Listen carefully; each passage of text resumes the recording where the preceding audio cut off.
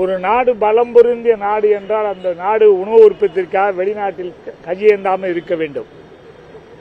விவசாயி தான் சேத்துல கை வச்சா எல்லாத்தையும் சோத்துல கை வைக்க முடியும். ஆனா விவசாயிக்கு லாபகரமான விலையை மத்திய சர்க்காரும் மாநில சர்க்காரும் கொடுக்க மாட்டேங்கிறாங்க. லாபகரமான விலையை கொடுப்பது மத்திய சர்க்கார் தான், அதனுடைய கடமை.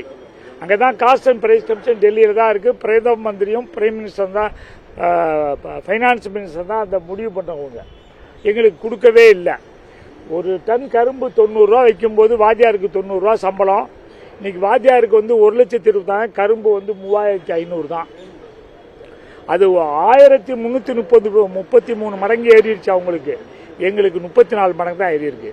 40 ரூபா ஒரு 60 கிலோ நெல் 40 ரூபா விற்கும் பொழுது ஸ்டேட் பேங்க் மேனேஜருக்கு 150 தான் சம்பளம். எம்எல்ஏக்கு 250 ரூபா சம்பளம். இவருக்கு 4 மூட்டை, அவருக்கு 6 மூட்டை. இன்னைக்கு நெல் 1,360 தான் விற்குது. அது 60 ரூபா லஞ்சம் வாங்கிடுறாங்க. 1,300 தான். 5,200 ரூபா 4 மூட்டை கொடுத்தா ஸ்டேட் பேங்க் மேனேஜர் வாங்கிக்குவாரா? அவருக்கு 1,50,000 லட்சம் சம்பளம். அதே போல எம்எல்ஏக்கு 1,05,000 7,000 8,000 கொடுத்தா வாங்கிக்குவாரா? வாங்க மாட்டாரு. எங்களை அரசு ஊழியெல்லாம் எங்களுடைய அண்ணன் தம்பி மாமன் மச்சனே அக்கா தங்கச்சி தான். அவங்களுக்கு ஒரு 100 ரூபா சம்பளம் ஏற்றினா எங்களுக்கு 10 ரூபா கொடுன்னு கேட்கிறோம். ஒரு 2 ரூபா 1 ரூபா கொடுத்து ஏமாத்துறாங்க. அதனால இப்ப தண்ணி காவிரியில் தண்ணி விடாம ஏமாத்துறதுனால எங்களுக்கு என்னாச்சு, சாவடி பண்ண முடியல வயலை. எங்களுக்கு இப்ப கடன் பூரா தள்ளுபடி பண்ணணும். அதுக்காக முதலமைச்சரை சந்திக்கலாம் என்று இருந்தோம். காலையில 4 மணிக்கு தான் கிளம்பலாம் இருந்தோம். காவல்துறை போகக்கூடாதுன்னு தடுத்துட்டாங்க. இப்ப டிஜிபி ஐயாட்ட பேசுனதுக்கு போய் சந்திங்க அப்படின்ட்டாங்க. அதனால இப்ப இதெல்லாம் சந்திக்க போறோம்.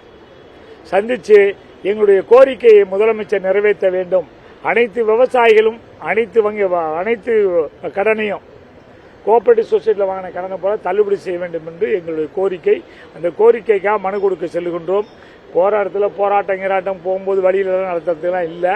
நான் ஹைகோர்ட்லேயே ஆர்டர் வாங்கியிருக்கோம். நாங்கள் அமைதியான முறையில் உட்கார்ந்து தான் கேட்க போறோம். வேற எந்த யாருக்கும் இடைஞ்சல் பண்றது போறதெல்லாம் நடத்த மாட்டோம் என்பதை தெரிவித்துக் கொண்டு செல்லுகிறோம்.